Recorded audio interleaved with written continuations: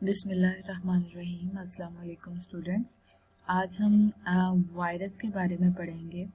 Virus वैसे तो आप लोग जानते होंगे, जैसा कि बाज़ औक़ात कुछ ना कुछ डिजीज़ ऐसी होती हैं जो कि हमें वायरस हम कहते हैं जी वायरल हो गया है, वायरल फ्लू हो गया है, या फिर वायरल आपके पास कुछ स्टमक फ्लू हो गया, कुछ इस टाइप की चीज़ें हो जाती हैं।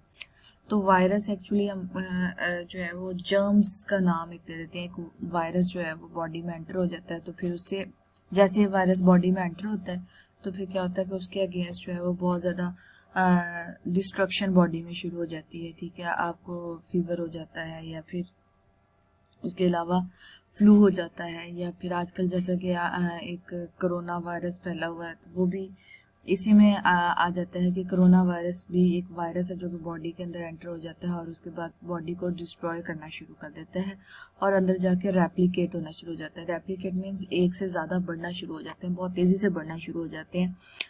तो उसके वायरस के बॉडी में एंटर हो जाने के बाद बॉडी का एक अपना एक नेचुरल सिस्टम होता है जिसको इम्यून सिस्टम कहते हैं, जो कि एक्टिव हो जाता है। ठीक है, वो जब एक्टिव हो जाता है तो फिर उससे ये होता है कि बॉडी में एंटर होने वाला जो वायरस है उसके खिलाफ जो एक जंग शुरू हो जाती है।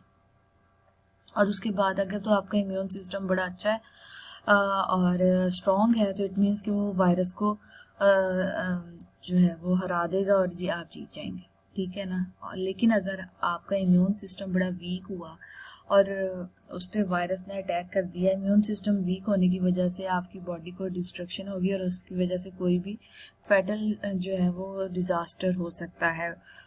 ठीक है, और इवन दो के डेथ तक बात जा सकती है। इट मीन्स कि वायरस बड़ा ख़तरनाक है। ये हमने रियल लाइफ की बात की कि रियल लाइफ में वायरस इतना ख़तरनाक हो सकता है जो कि हमारी बॉडी में जब एक दफ़ा एंटर हो जाता है, जब तक ये बॉडी से बाहर है तो कोई मसला नहीं है। ठीक है, जब तक ये बॉडी से बाहर है तो कोई मसला नहीं है, लेकिन जब ये बॉडी में एंटर हो जाता है ना तो फिर ये बड़े नुकसान पहुंचाता है। इट डिपेंड्स कि अगर तो आपका इम्यून सिस्टम अच्छा है तो नुकसान कम पहुंचेगा, अगर तो इम्यून सिस्टम अच्छा नहीं है तो नुकसान ज़्यादा पहुंचेगा। ठीक है, ये इम्यून सिस्टम अपने जहन में ज़रा रखना है। ठीक है, उसके अलावा इस वायरस एक से दूसरे को भी फैल जाता है। ये भी होता है ना कि एक से दूसरे को भी वायरस फैल जाता है। इसी तरह से कंप्यूटर वायरस का भी हम इसी से हम रिफ्लेक्ट करेंगे चीज़ों को। जो कंप्यूटर वायरस है वो एक्चुअली होता क्या है, वो क्या कोई जर्म है? नहीं, वो जर्म नहीं है, बल्कि वो एक प्रोग्राम हो सकता है, वो एक सॉफ्टवेयर हो सकता है, वो कंप्यूटर कोड हो सकता है। ठीक है, वो सेट ऑफ इंस्ट्रक्शंस हो सकती हैं। होता वो रिटर्न फॉर्म में है। वायरस रिटर्न फॉर्म में होता है। ये नहीं होता कि वो कोई बग की फॉर्म में होगा या फिर वो कोई कीड़ा मकोड़ा होगा जो कि कंप्यूटर में छोड़ दिया जाएगा, ऐसा नहीं होता। Virus is a set of instruction, और you can say this is a program और अ कंप्यूटर कोड। और ये किसी भी मिलिशियस पर्सन की तरफ से आपके कंप्यूटर में एंटर करवा दिया जाता है। किस तरह से? बाज़-औक़ात आप कंप्यूटर में कुछ डाउनलोड कर रहे होते हैं, जैसे कोई डाटा डाउनलोड कर रहे हैं, कोई मूवी डाउनलोड कर रहे हैं, कोई डॉक्यूमेंट डाउनलोड कर रहे हैं, तो उसके साथ ही आपको अंदाज़ा भी नहीं होता और बहुत सारी जो वायरसेस हैं वो डाउनलोड हो जाते हैं और आपके सिस्टम में रिसाइड करना शुरू कर देते हैं।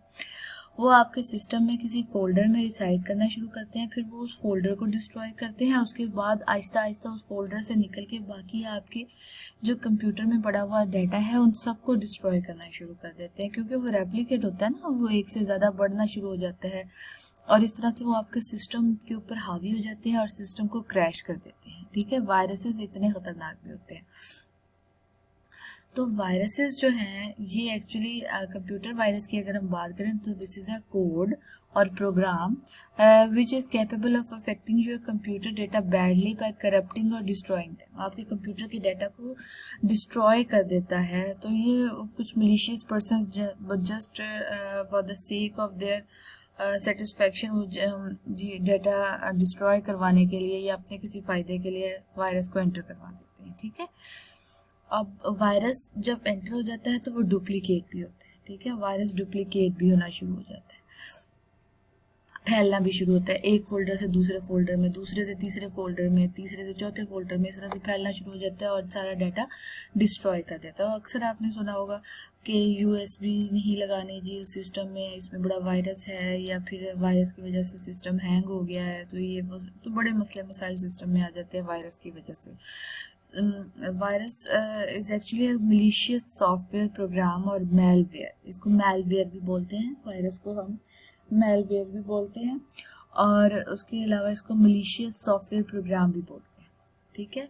और ये क्या करता है, ये आपके सिस्टम को इन्फेक्ट करता है, खुद रेप्लिकेट होता रहता है, और उसके साथ साथ ये क्या करता है कि ये जो कोड होता है ना, ये आपके कंप्यूटर में एंटर हो जाता है किसी तरह से, और उसकी वजह से कंप्यूटर का सारा डाटा डिस्ट्रॉय हो जाता है। तो informal definition of virus is that this is a computer code और programme which is capable of affecting your computer data by replicating itself, अपने आप को रेप्लिकेट करता रहता है और कंप्यूटर डाटा को डिस्ट्रॉय कर देता है। यहाँ पे हम टाइप्स ऑफ वायरसेस देखेंगे। There are 3 types of main viruses like worms, Trojan horse and bombs. अब वर्म्स क्या है कि वर्म्स ऐसी वायरस है जो कि जिसको ज़रूरत नहीं है कि किसी और प्रोग्राम में पहले इम्बेड हो और उसके बाद रेप्लिकेट हो या उसके बाद डिस्ट्रक्शन स्टार्ट करे, ठीक है। मैं रिपीट कर रही हूँ कि ये एक ऐसी वायरस है जिसको ज़रूरत नहीं है कि ये किसी और प्रोग्राम में इम्बेड होके रेप्लिकेट करे या इन्फेक्ट करे, ठीक है। वर्म्स इटसेल्फ जो है वो अटैक करते हैं, इट्स सेल्फ रेप्लिकेट करते हैं और किसी दूसरे प्रोग्राम का पार्ट नहीं होते, और ये अपने आप ही रेप्लिकेट होना शुरू हो जाते हैं। इनको किसी और प्रोग्राम में एम्बेड होने की ज़रूरत नहीं होती। और काम इनका क्या है, काम इनका वही है जो वायरस का है, that is destruction of the data, destructions of files, destructions of folders. आपके कंप्यूटर के सिस्टम को क्रैश करने का काम वर्म्स का होता है। एक वायरस हमारे पास ट्रोजन हॉर्स है, ये बड़ा आम पाया जाने वाला वायरस है और ये डिस्ट्रक्टिव प्रोग्राम है, इसको हम डिस्ट्रक्टिव प्रोग्राम भी बोलते हैं। और ये एक नॉर्मल सॉफ्टवेयर प्रोग्राम की डिस्गाइज में होता है, और लेकिन ये नॉर्मल वायरस से इस तरह से डिफरेंट है कि रेप्लिकेट नहीं होता, ठीक है। लेकिन जब कभी ये डिस्ट्रक्शन पे आता है तो फिर अपनी नॉर्मल सॉफ्टवेयर डिस्गाइज से बाहर निकलता है और उसके बाद डिस्ट्रक्शन करता है। अब बॉम्ब्स नाम से ही पता है, लग रहा है आपको कि जैसे कि बॉम्ब्स होते हैं, टाइम बॉम्ब्स वगैरह होते हैं, उसमें टाइम सेट कर दिया जाता है और वो उतने टाइम पे ब्लास्ट हो जाते हैं, ठीक है। टाइम एंड डेट डिसाइड कर दी जाती है और उस टाइम पे वो ब्लास्ट हो जाते हैं। इसी तरह से जो वायरस बॉम्ब्स होते हैं वो क्या होते हैं कि ट्रोजन हॉर्स की तरह ही हैं, लेकिन ये रेप्लिकेट इन्फेक्ट करना कब शुरू करते हैं, ये डिस्ट्रॉय करना कब शुरू करते हैं, जब इनका जो सेट किया हुआ टाइम है वो रीच कर जाता है, तो फिर ये डिस्ट्रॉय करना शुरू कर देते हैं। इनका एक डेट एंड टाइम सेट कर दिया जाता है और जैसे ही डेट एंड टाइम आता है तो इनकी डिस्ट्रक्शन स्टार्ट हो जाती है। अब वायरस इफेक्ट कैसे करता है, how does virus effect, virus effect कैसे कर सकता है आपके कंप्यूटर सिस्टम को। तो आप जब कोई फाइल्स इंटरनेट से डाउनलोड करते हैं तो वायरस इफेक्ट कर सकता है। उसके अलावा कोई भी रिमूवेबल मीडिया या ड्राइव्स आप एक कंप्यूटर से रिमूव करते हैं, दूसरे में लगाते हैं, दूसरे से रिमूव करते हैं, तीसरे में लगाते हैं, तो किसी न किसी कंप्यूटर में अगर ऑलरेडी वायरस मौजूद है तो वो वायरस रिमूवेबल मीडिया में एंटर हो जाता है और उसके बाद फिर वो आपके सिस्टम को भी डिस्ट्रॉय कर सकता है, एक ऐसे सिस्टम को जो कि ऑलरेडी इन्फेक्टेड नहीं है। पेन ड्राइव के थ्रू ये इफेक्ट कर सकता है। उसके अलावा ईमेल की अटैचमेंट्स, कोई ईमेल आपको कोई अननोन ईमेल अगर आ जाती है तो उसकी अटैचमेंट के साथ उसमें कुछ ऐसे आपने ओपन कर लिया तो वायरस आ जाएगा। उसके अलावा बाज़ औक़ात आपके नॉन पर्सन की तरफ से कोई ईमेल आती है तो उसमें भी कोई ना कोई अटैचमेंट या कुकीज़ ऐसी ऐड कर दी जाती हैं जिसकी वजह से वायरस आ सकता है। कुछ अनपेज सॉफ्टवेयर और उसकी सर्विसेज होती हैं। उसके अलावा अगर पुअर एडमिनिस्ट्रेटर पासवर्ड्स वगैरह हों, मतलब आपकी ऑथराइजेशन प्रॉपर नहीं है, सिक्योरिटी प्रॉपर नहीं है, तो फिर उसके फायरवॉल्स अच्छे नहीं हैं तो फिर वायरस इफेक्ट कर सकता है। वायरसेस के कुछ इम्पैक्ट्स भी हैं, जैसा कि वायरस जो है वो नॉर्मल फंक्शनैलिटी, कंप्यूटर सिस्टम की जो नॉर्मल फंक्शनैलिटी है उसको डिस्ट्रॉय कर देता है या डिस्टर्ब कर देता है, ठीक है। उसके अलावा नेटवर्क जो हम यूज़ कर रहे हैं उसको डिस्टर्ब कर सकता है।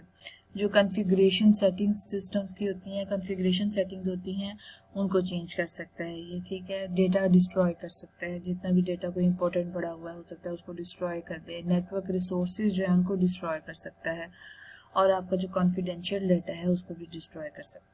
अब क्वेश्चन ये है कि वायरस से बचा कैसे जाए। तो वायरस से बचने के ये प्रिवेंटिव मेजर्स जो हैं, वायरस के लिए कुछ प्रिवेंटिव मेजर्स हैं, उससे बचने के कुछ तरीके हैं। जैसा कि सबसे पहले तो ये है कि एक इफेक्टिव किस्म का एंटीवायरस सॉफ्टवेयर इंस्टॉल कर दिया जाए। वायरस के खिलाफ काम करने के लिए या वायरस को डिटेक्ट करने के लिए, अगर वायरस सिस्टम में एंटर हो गया है तो उसको डिस्ट्रॉय करने के लिए कुछ सॉफ्टवेयर्स बनाए गए हैं जिनको एंटीवायरस सॉफ्टवेयर्स कहते हैं, वो इंस्टॉल किए जाएं। Patching up the operating system, operating system जो काम कर रहा है, ठीक है, ऑपरेटिंग सिस्टम को इम्प्रूव किया जाए। जो ऑपरेटिंग सिस्टम आपका काम कर रहा है उसकी इम्प्रूवमेंट की जाए, उसमें जो चेंजेस होनी चाहिए उसकी बेहतरी के लिए वो की जाए। क्लाइंट सॉफ्टवेयर को पैचअप किया जाए, उसमें भी इम्प्रूवमेंट की जाए। उसके अलावा सिक्योर्ड पासवर्ड्स लगाए जाएं ताकि, और अच्छी फायरवॉल्स यूज़ की जाएं ताकि सिक्योरिटी अच्छी हो सके। तो these are the preventive measures which we can use to avoid the virus. So antivirus क्या है? एंटीवायरस एक्चुअली एक ऐसा प्रोग्राम है, ऐसा सॉफ्टवेयर है जो कि वायरस के खिलाफ लड़ता है, वायरस को डिस्ट्रॉय करता है। अगर वायरस एंटर हो जाए, अव्वल तो उसे एंटर नहीं होने देता सिस्टम में, अगर सिस्टम में एंटर हो जाए तो उसको वर्किंग नहीं करने देता, उसको डिस्ट्रक्शन नहीं करने देता। तो सबसे बेहतरीन हल ये है कि वायरस से बचने के लिए सिस्टम में एक एंटीवायरस इंस्टॉल कर लिया जाए। बहुत से एंटीवायरस अवेलेबल हैं, फ्री इंटरनेट पे मौजूद हैं, आप उनको डाउनलोड भी कर सकते हैं, सीरीज भी अवेलेबल हैं। तो ये वायरस से बचने का बेहतरीन तरीका है। ये कुछ सीरीज़ है, ये कुछ हम आपके पास नंबर ऑफ़ एंटीवायरसेस हैं जो कि आपके सामने दिए गए हैं। इनमें से जो भी आप चाहें अपने सिस्टम पे डाउनलोड कर सकते हैं, जिसकी वजह से अगर कोई वायरल इन्फेक्टेड आपके पास कोई फोल्डर या फिर कोई प्रोग्राम अटैच होता है, कोई अटैचमेंट आती है, कोई ईमेल आती है, तो ये उसको फ़ौरन से डिटेक्ट कर लेगा। एंटीवायरस डिटेक्ट करने के बाद ये उसको आपके सिस्टम में एंटर ही नहीं होने देगा, डाउनलोड नहीं होने देगा, और आपको फ़ौरन से एक पॉपअप दे देगा कि देयर इज़ अ वायरस और there is some malicious software. So actions उसके अगेंस्ट परफॉर्म करेगा और आपके वायरस को वहीं पे किल कर देगा और सिस्टम को वायरस फ्री रखेगा। एंटीवायरस की कुछ लिमिट्स होती हैं, मतलब ये एक्सपायर भी हो जाते हैं, तो इनको रिन्यू करते रहना चाहिए ताकि आपका सिस्टम जो है वो वायरस फ्री रहे। सो वायरस, आज हमने वायरस के बारे में देखा कि वायरस क्या है। वायरस आपको पता चल गया कंप्यूटर प्रोग्राम है, मलिशियस प्रोग्राम होता है जो कि सिस्टम में एंटर हो जाता है तो रेप्लिकेट होता है और उसको डिस्ट्रॉय करता है। उसकी हमने कुछ टाइप्स देखी जैसे कि ट्रोजन हॉर्स है, वॉर्म्स हैं, बॉम्ब्स हैं, और उसके अलावा हमने ये देखा कि ये क्या क्या नुकसान पहुंचा सकता है और उसके अलावा इससे कैसे बचा जा सकता है, प्रिवेंटिव मेजर्स भी देखे। फिर हमने एंटीवायरस के बारे में भी पढ़ा, तो ये सब चीज़ें आपने रिव्यू कर लेनी है। अब हम स्पैम के बारे में पढ़ेंगे कि स्पैम अक्सर आपने देखा होगा तो ईमेल्स वगैरह में एक साइड पे एक फोल्डर स्पैम का बना हुआ होता है जिसमें एक ऐसी ईमेल्स आई होती हैं जिनके सेंडर्स के बारे में हम नहीं जानते कि वो कौन है और ना ही वो हमारी नोहा होती है उन सेंडर से। तो स्पैम में एक्चुअली क्या होती है, ऐसी ईमेल आती है जो कि जंक ईमेल होती है। ठीक है, जंक ईमेल का मीनिंग ये होता है जो इररेलेवेंट होती है, ठीक है, जिसका हमसे कोई भी जो हमसे रेलेवेंट नहीं होती ऐसी। अब क्या होता है कि अगर फॉर एग्जांपल कोई कंपनी है, उसने अपनी एडवर्टाइजमेंट करनी है तो मिलियंस ऑफ पीपल को वैसे ही अपनी एडवर्टाइजमेंट के लिए एक मैसेज सेंड कर देगा, और जबकि वो रिसीवर्स जो हैं वो नहीं चाहते होंगे कि उनको ये ईमेल मिले, ठीक है, वो उनको जानते नहीं हैं। ऐसी ईमेल्स को हम कहते हैं अनसोलिसिटेड ईमेल, कि हमारी मर्जी के बगैर जो है वो हमें ईमेल्स कर दी जाती हैं डिफरेंट रिसोर्सेज की तरफ से, और उसमें उनका बेनिफिट होता है कि कोई ना कोई मार्केटिंग वो कर रहे होते हैं, लाइक वो चाह रहे होते हैं कि उनसे कुछ होम फाइनेंसिंग के लिए लोन ले लिया जाए, या फिर वो जी वेट लूज के लिए कोई अच्छी आपको तरकीबें बता रहे होते हैं, या फिर उनका कोई अच्छा जो है वो वेब सिस्टम है। तो ये सब चीज़ें, तो स्पैम जो है वो अनसोलिसिटेड ईमेल्स होती हैं जो कि अननोन पर्सन्स की तरफ से सेंड की जाती हैं, और ये ईमेल में एक अलग ही फोल्डर में स्टोर होती जाती हैं, और ये इंटरनेट एटिकेट्स की बहुत बड़ी वायलेशन है।